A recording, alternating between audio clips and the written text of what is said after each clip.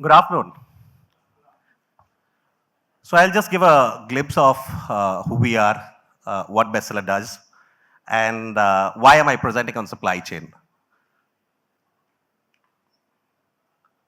This is more about us. We were founded in 1975 in Denmark. We are a Danish organization, available in 46 countries, largely to do with all kinds of different brands, close to about 30 odd brands that we have, retailing across different countries. This is where we are in India. We retail about 6 brands. These are the large brands that we have, been in the country for about 15 years and continuously growing. Largely, I'll stick to this slide. What does this slide shows us? Nothing special about it, right? This is common for everyone. Any fashion retailer is going to say the same thing. Why we are showing this is more about how is this differentiating. Just to give you some numbers, why do we have enough clarity in this entire value chain is more about being able to, because if you look at post-COVID, entire forecasting models, your demand planning models have actually become very difficult. It's becoming very difficult to predict trend. It is becoming very difficult to be able to identify which is the next best trend that is going to hit you. Which is that next denim or the next fit of denim which is going to come in. Or whether denim is going to be there as your biggest contributor or it is going to get replaced by trousers. How do you do that? If you don't have that insight, which means that you have to manage your inventories, which is the biggest cost that you are spending on, right? And if you have to manage your inventories, which means the closer to the season or the closer to the time when it is supposed to be sold, if you're producing it, that's your biggest bet. Because if you are able to reduce by any percentage point in terms of your leftover, that's the money that you add into your bottom line. That much more money you add into your bottom line if you are able to reduce your discounting by even a percentage point. That's the biggest game changer which has become today. What we are doing in this entire value chain is being able to digitize this entire value chain so that we have enough transparency and visibility for us to be able to see what is happening at which stage, so that we are able to react to any changing market dynamics at any point of time and not be held by what is something that we would have planned maybe 6 months or 8 months ahead. So the concept of a pre-season planning at a larger level still remains, but now what is happening is the in-season planning is becoming much more important. The in-season reaction is becoming much more important. The agility towards being able to produce what is required in the quantities that it is required is important. And that's why digitization is playing a large role in terms of bringing in that visibility, in terms of that transparency of what you see, how you react to it. You block your capacities, you block your fabrics, you block your trims, and be able to react to a trend which would have changed, shifted from maybe a denim skinny fit to maybe a denim loose fit.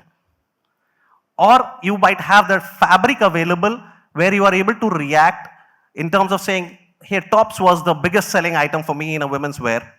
What if it has moved towards shirt? If I have the fabric with me, how late in the day can I react?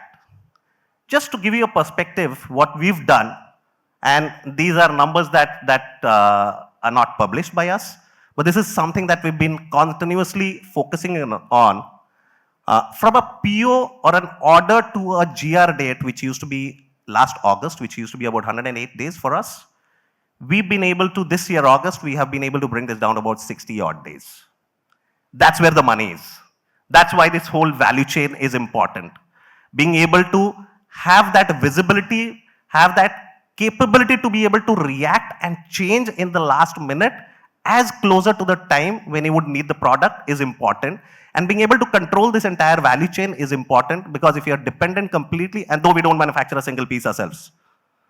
So, which means that it adds so much more overhead on us, because we are not a manufacturer, we are brand owners, we are retailers. We design the product, and we are moving very, very closely in terms of taking a product cycle from a concept to shelf.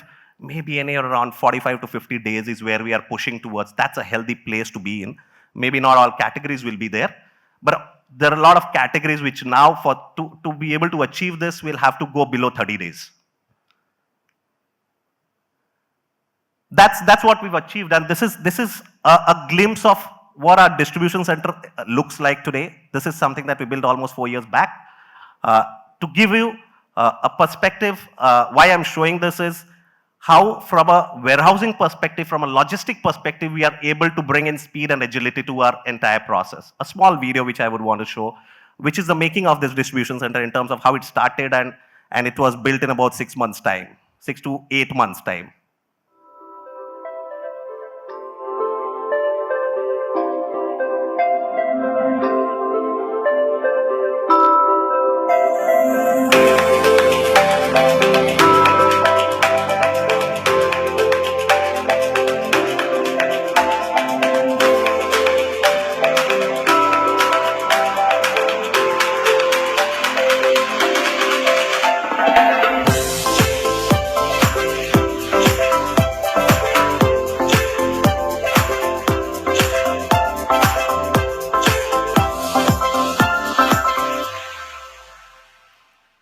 This is the DC, which is distribution center, which was constructed in, we went live with this in 2020 with a lot of newer technologies that we brought into this, new WMS, sortation systems.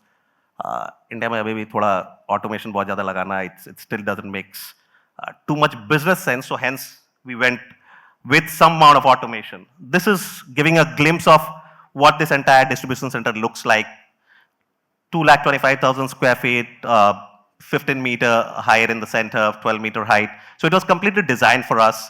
We brought in the global bestseller practices where we are mandated, if there are more than 100 people in a facility, we are mandated to have a medical facility, a creche facility if we have more than X number of women workforce working in the facility. We are mandatorily supposed to have it. So we added all of those, having an ambulance 24/7, a doctor on site at all points of time. All of these capabilities is something that we added. This does a lot more because we were coming just, and the good part of it was we had taken the decision on doing this, consolidating almost about 5 distribution centers into one to increase their capacities. This has a storage capacity of 5 million pieces, and we started with a vision of being able to service about $30,000 a day for B2C. Today we've tested where we are able to take it about 45,000 pieces a day as well, without hampering too much the other operations.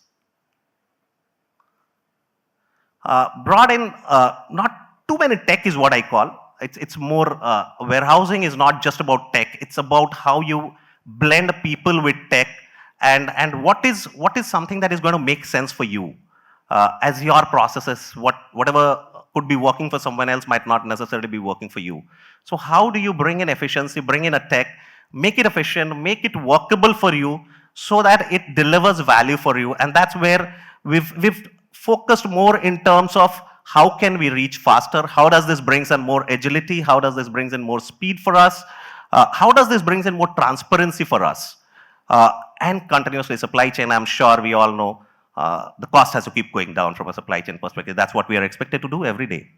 The cost which were available to us a few years back, that's no more available. So every day you are under pressure to keep pushing down the cost and still delivering higher throughput at a faster speed, at a faster pace. So that's what we are supposed to do as supply chain practitioners. That's what we've kept doing. A lot of integrations, a lot of working with partner ecosystems as well as our own tech systems to be able to integrate. So at the core, we still operate a lot of enterprise core systems, but then on the periphery, we have a lot of partner ecosystem who operates and brings in a lot of their newest techs, a lot of young startups we have worked on to solve smaller problems or problems which we can, and work with them to be able to ensure that we are able to solve for longer run. Do a lot of hand holding there.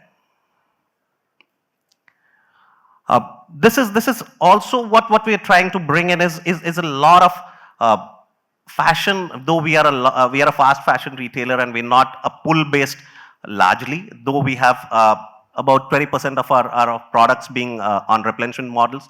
But how do I bring in efficiency? How do I reach about 80% of my stores maybe within 24 hours? That's the aim that we have taken for ourselves. And that's the way how we designed our distribution centers. how do we plan much more closer to the season so that we are able to work much more closer with the vendors, with the manufacturers? How do we bring in more transparency in our logistics to be able to ensure that everything is visible uh, and actionable across the chain, value chain, whether it's the merchandising team, whether it's the sourcing team, whether it's the store operations team, so that they have enough visibility so that they can react, they can plan, they can work accordingly. And then at a CX level, how can you bring all of this data back to be able to create more actionable insights, bring in more actions in terms of how and how, what you do need, where do you need to react to, where you need to take actions in terms of modifying or optimizing whichever process that comes in, collect enough data to be able to make more decision-based, data-backed decisions, rather than saying, this is a gut feel, this is what I feel is what is happening, and hence I should be able to decide this way. So rather moving more from a gut-based decision to more of data-based decisions is what we are moving towards with all of this. A lot of, with and imagine a same facility at, which services about 8 to 9 different channels, each channel having their own challenges, own needs. E-commerce on one side, our own brand.coms will have their different asks. The marketplaces will have their own needs. Then the distribution channel, which is a trade business, will have their own needs. Our own stores, the packaging might be different. The whole process will be running differently. The shop-in-shop, which is about 1,700 odd stores that we run across the country, 3,800 delivery points. How do you bring in more capability to be able to service all of them differently with the needs that they have, and yet keep pushing down in terms of the process time, the bring in more speed, agility, and also be able to push down the cost. It doesn't make sense when you keep adding more cost and adding more people to do the same job. So it is about upskilling your people, cross-training your people to be able to do multiple things at the same time, so that you are able to maneuver with people.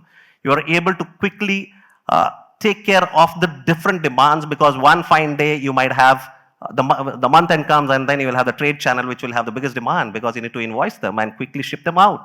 Whereas throughout the month you will have the EBO channels which will have their own needs. E-commerce, on different events, they might just go up by about 4 to 5x. And how do you service that? Being able to bring in technologies to be able to handle this with a lot of quality check, where you are continuously in fashion, in e-commerce, 40% is returns. How do you continuously keep pushing that down? How do you bring in efficiency to improve what you service to the customer? How do you improve the NPS with the customer, where in the first time itself you've delivered the right product in the right way, or in whatever the customer is way the customer is wanting to the product to get delivered, in whatever time he is expecting it to be delivered. How do you do all of that? That's where we have been working on all of these processes. Lot of integrations from an e-commerce perspective. We largely work with 2 different kinds of transportation management systems. One from an e-commerce perspective, another from B2B business, where there is a box movement. So that we are able to have a similar kind of an experience, because what we do today is provide an e-commerce kind of a transparency and visibility across a value chain, even for a box movement, wherein if there's a customer, if it's a shop-in-shop, if it's an EBO channel, how can they track their parcel at a real-time basis whenever it is being delivered, and ensure compliance is a non-negotiable. Being a Danish company, we just can't bypass a compliance. Being an European company, compliance is a non-negotiable for us. Again, a lot more talking about B2C dynamics in terms of how this is being happening, where you have to deliver a lot of visual imagery to the consumer, because the consumer is becoming smarter every day. Fakes and frauds or wrong product returns are becoming a norm. How do you handle those kind of situations? How do you bring in more video-based data points, video-based solutions which can deliver an evidence to the consumer from a perspective of what you have shipped or what you have got as a return, to be able to ensure the claims.